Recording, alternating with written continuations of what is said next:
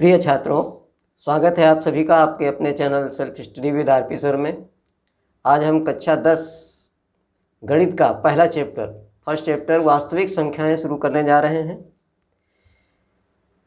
तो वास्तविक संख्याएं यानी रियल नंबर को इनको समझने के लिए हमें कुछ टर्म्स और समझने पड़ेंगे। तो चलिए, ये पहले आप पिछली कक्षाओं में पढ़ भी चुके होंगे कि प्राकृतिक संख्याएं क्या होती हैं। प्राकृतिक संख्याएं वह संख्याएं होती हैं जिनसे हम वस्तुओं की गिनती करते हैं, काउंटिंग करते हैं। जैसे एक पेन, 2 बुक, 3 मेज, 4 ग्लास, इस तरह से हम जब गिनतियां करते हैं वो हमारी सभी प्राकृतिक संख्याएं होती हैं। और सबसे छोटी प्राकृतिक संख्या होती है हमारी 1। तो इस तरह से 1, 2, 3, 4 ये हमारी प्राकृतिक संख्याएं होती हैं। और ये संख्याएं अनंत तक जाती है, यानी अंतिम इनकी कोई सीमा, लास्ट सीमा नहीं है, सबसे बड़ी कोई संख्या नहीं है प्राकृतिक संख्या। ठीक है, तो ये प्राकृतिक संख्याएं क्या हुई, जो जिनसे हम वस्तुओं की गिनती करते हैं 1 2 3 4 करके, ये हमारी हो गई। इसके बाद आता है नंबर पूर्ण संख्याओं का। पूर्ण संख्याएं क्या होती हैं? Whole numbers.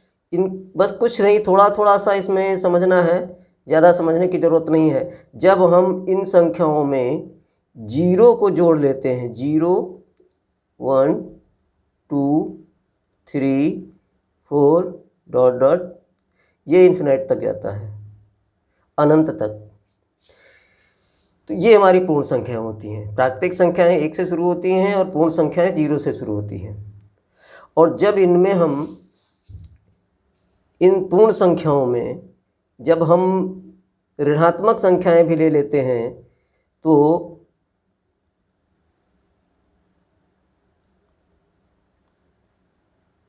ये 0 यहाँ से है, ये 0, ये इधर बाईं तरफ ऋणात्मक संख्याएं हैं और हम इधर रखेंगे धनात्मक संख्याएं, 1 2 3 और ये 4, और ये भी अनंत तक, और ये इधर भी अनंत तक ही जाएंगी।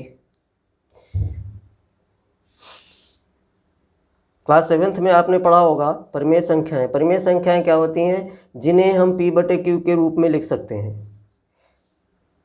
वह संख्याएं जिन्हें हम P/Q के रूप में लिख सकते हैं वह होती हैं P/Q के रूप में। और Q क्या है? Q 0 ना हो, Q 0 ना हो। तो इनको देखिए, इन सभी संख्याओं को हम परिमेय संख्याओं के रूप में P/Q के रूप में लिख सकते हैं। इनको लिख सकते हैं, इन पूर्णांकों को सबको हम लिख सकते हैं।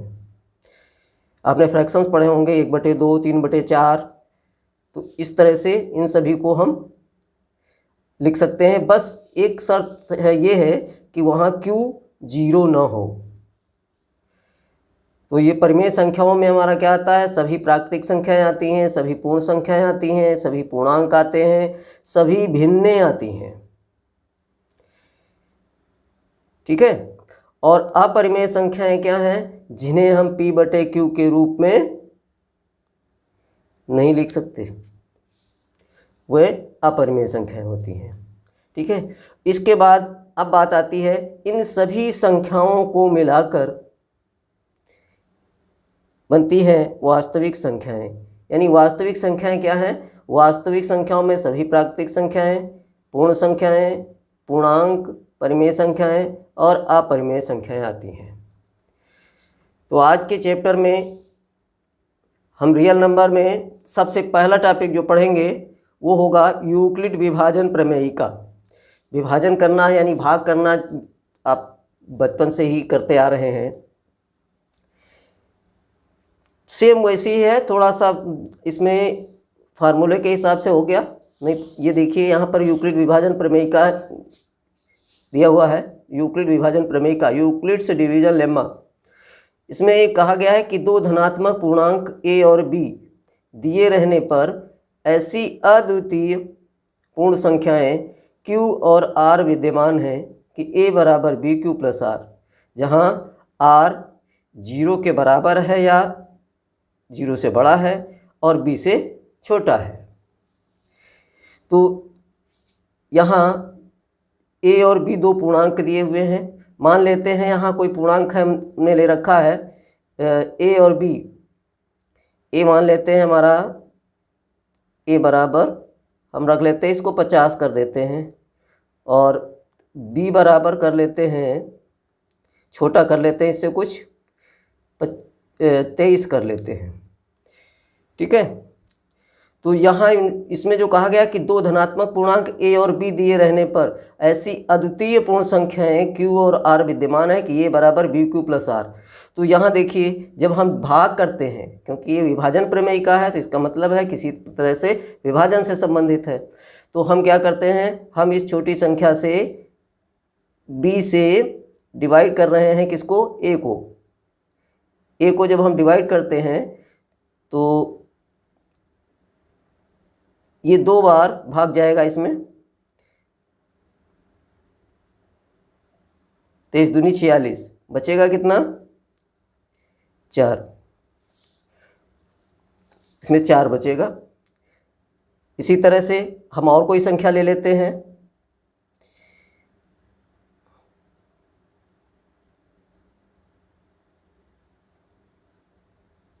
10 तियां 30, 1 बचा।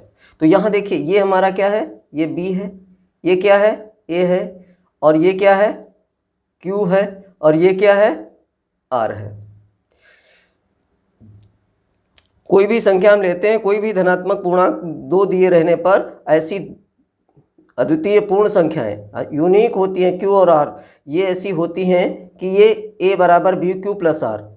तो a बराबर बी क्यू प्लस आर है, a हमारा है क्या यहाँ पर, ये हमारा है भाज्य,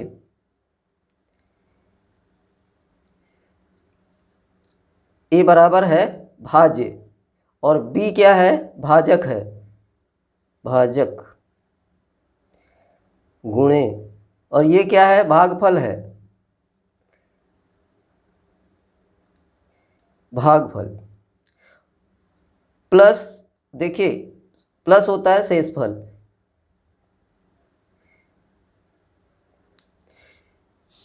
भाज्य बराबर भाजक गुणे भागफल प्लस शेषफल। तो यहाँ आप प्रमेयिका में देखिएगा ये है भाज्य, भाज्य बराबर b यानी कि ये है भाजक और q है भागफल, b इंटू क्यू भागफल प्लस r, r रिमाइंडर ये शेषफल है।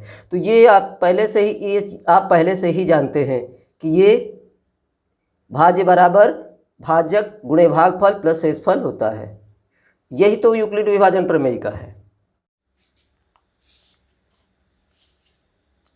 यहाँ यूक्लिड विभाजन प्रमेयिका को समझने के लिए थोड़ा क्रियाकलाप कर लेते हैं। यहाँ देखिए 1 से 50 तक हमने यहाँ पर गिनतियाँ लिख रखी हैं, और हम इसको चेक करेंगे। मान लेते हैं हम कोई भाजक लेते हैं, भाजक हमने जैसे कि 2 ले लिया, 2 हमने भाजक ले लिया, 2 से डिवाइड करना है हमें, 2 b की जगह हमने यहाँ ले लिया 2। अब हमें a कोई भी संख्या इसमें से हम ले लेंगे, इसमें से कोई भी संख्या लेंगे। मान लेते हैं हम एक एक करके लेते हैं, हम 3 ले लेते हैं, या हम 2 ही ले लेते हैं। देखिए ये 2 ले लिया हमने, भाजक भी और भाज्य भी, तो 2 एक नम 2। यहाँ देखिए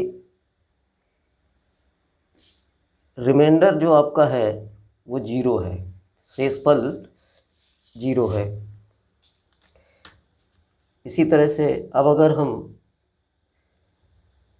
3 को डिवाइड करेंगे तो 2 एक नम 2 और 2 ये आएगा, और यहाँ 1 बचेगा। फिर 2 से हम डिवाइड करेंगे 4 को, तो देखेंगे 2 दूनी 4, और फिर ये पहले ये 0 हो जाएगा, रिमाइंडर 0 होगा। तो जब हम किसी भी संख्या को, अभी इसी तरह से ये क्रम चलता जाएगा, जब हम किसी भी संख्या को 2 से भाग करेंगे तो हमारा शेषफल क्या क्या बच सकता है, या तो 0 आ सकता है या 1 आ सकता है। फिर देखिए इसके बाद अगर 5 को करेंगे फिर 1 आएगा, और 6 को करेंगे तो फिर 0 बचेगा। जब b बराबर 2 होगा तब r बराबर होगा 0 या 1, बस यही हो सकता है। दुनिया की कोई भी संख्या आप ले आओ और 2 से डिवाइड करो तो आपके पास या तो 0 आएगा रिमाइंडर, और या फिर 1 आएगा।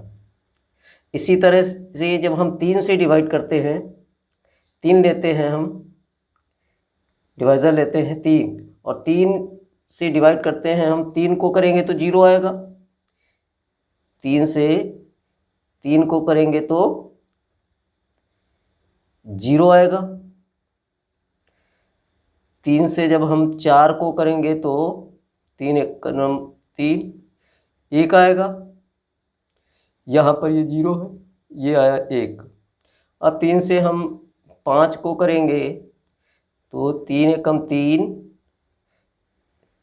ये आ जाएगा 2 आपका, तो ये 2 आ जाएगा। इसके बाद हम 3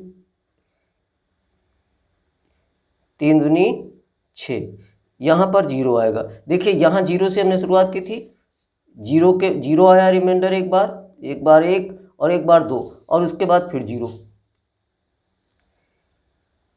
इसका मतलब है जब हम b बराबर 3 लेंगे तब r बराबर हमारे पास होगा 0 या 1 या 2। तो यूक्लिड डिवीजन प्रमेयिका जो है, विभाजन प्रमेयिका है, उसके हिसाब से आप देखिए a बराबर बी क्यू प्लस आर है, जहाँ r या तो 0 के बराबर है, देखिए यहाँ पर 0 के बराबर है, या यहाँ पर 0 से बड़ा है, हाँ 0 से बड़ा है 1, ठीक है।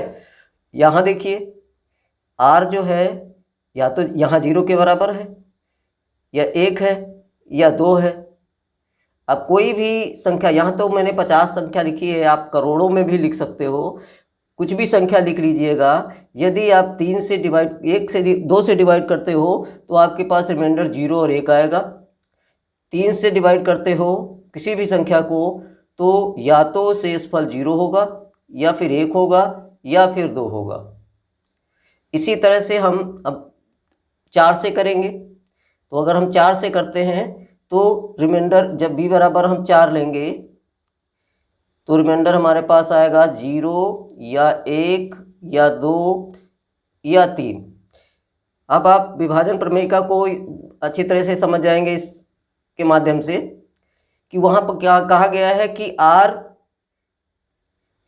लेस देन b, यानी हाँ b से छोटा है। किससे? यहाँ पर दिया है a बराबर बी क्यू प्लस आर, जहाँ r क्या है, या तो 0 के बराबर है या 0 से बड़ा है। r देखिए 0 के यहाँ बराबर है, बाकी 0 से ये बड़ा है, और b से छोटा है। यहाँ आप देख सकते हो ये 2 है, इसमें b बराबर 2 जब था तो रिमाइंडर 0 1, यानी 2 जिससे डिवाइड कर रहे थे उससे छोटा ही आया, 0 1 आया। b बराबर जब 3 लेते हैं हम तो r बराबर आता है 0 1 2, और जब b बराबर 4 लेते हैं तो r आता है 0 1 2 3, इन्हीं में से कोई एक होगा, ठीक है। तो इस तरह से आप इस यूक्लिड विभाजन प्रमेयिका का प्रयोग करेंगे और इससे अपने प्रश्नों को हल करेंगे, ठीक है। ये सभी संख्याओं पर, इसी तरह से सभी पूर्णांकों पर लागू होता है। अब बात कर लेते हैं यूक्लिड विभाजन प्रमेयिका के साथ साथ में एक चीज़ और है, ये आता है। 2 तरह की चीज़ें इसमें देखने को मिलेंगी आपको। एक तो कहा जाएगा यूक्लिड विभाजन प्रमेयिका या यूक्लिड डिवीजन लेम्मा, और एक है कि यूक्लिड डिवीजन एल्गोरिथम। ये एल्गोरिथम जो है दोनों एक ही है, सेम। यही हमारा a बराबर बी क्यू प्लस आर, ठीक है, जहाँ r 0 के बराबर है या बड़ा है और b से छोटा है। बस यही चीज़ प्रमेयिका है और यही यूक्लिड विभाजन एल्गोरिथम है। बस सीधी सी बात है, इन दोनों में थोड़ा सा अंतर है, इनका प्रयोग ऐसे ही किया जाता है, बस जरा सा अंतर है। अंतर क्या है ये आप समझ लीजिए। अंतर ये है कि यूक्लिड डिवीजन प्रमेयिका जो है वो एक सिद्ध किया हुआ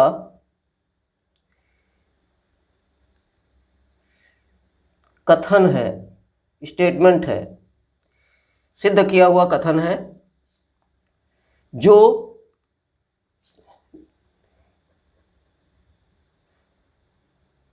दिए गए कथन को या अन्य कथन को सिद्ध करने के लिए, प्रूव करने के लिए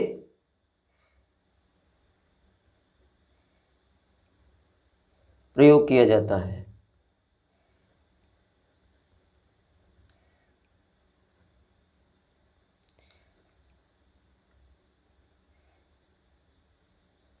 ठीक है, तो ये आपका जो है यूक्लिड विभाजन प्रमेयिका, यूक्लिड डिवीजन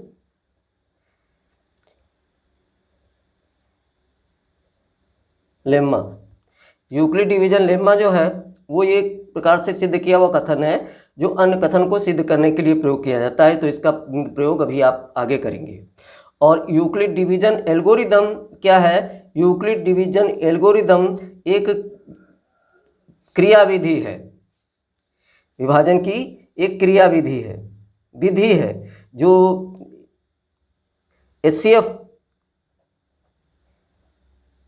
एचसीएफ निकालने के लिए प्रयोग में लाई जाती है।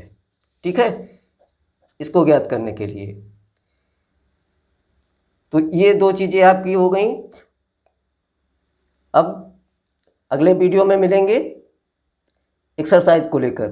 ठीक है, वहाँ पर कुछ क्वेश्चन हल करेंगे, सिद्ध करेंगे, और उसके बाद यूक्लिड विभाजन एल्गोरिदम का प्रयोग करके कुछ एचसीएफ निकालेंगे। Okay, thank you.